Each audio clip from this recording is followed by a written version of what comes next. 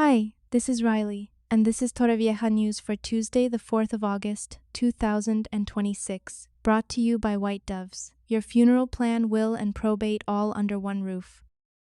Let's start with some local plans, as Torrevieja City Council has put out to tender a brand new immersive winter light show for the Parque de las Naciones.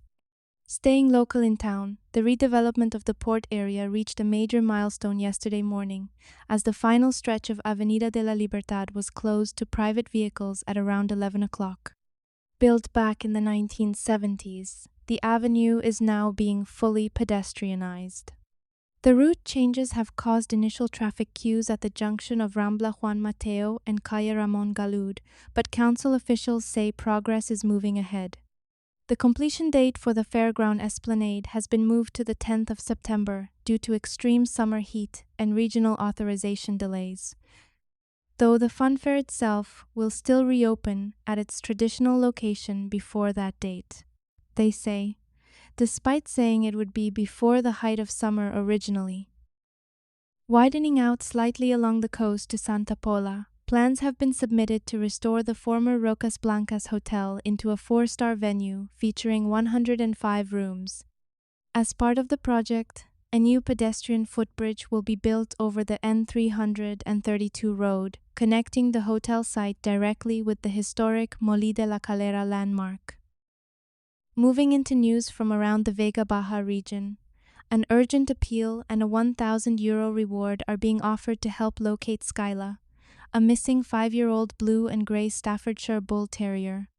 Skyla went missing in the Almoradí area in June and was last seen in the village of Las Heredades.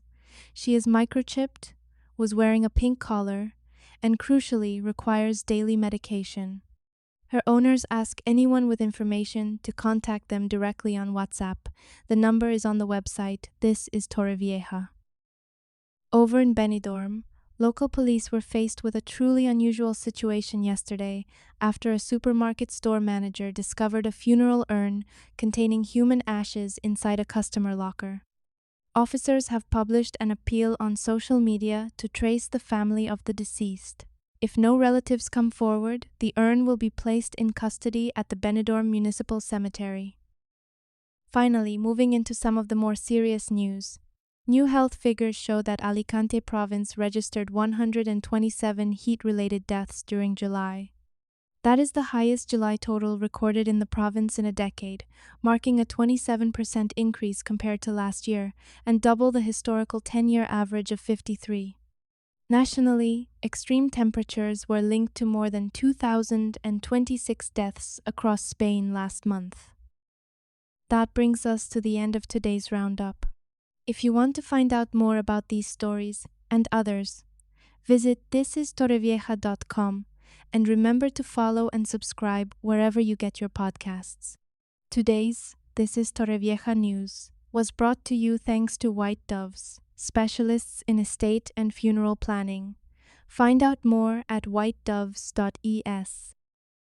I'm Riley Villa. Bye for now, and see you next time.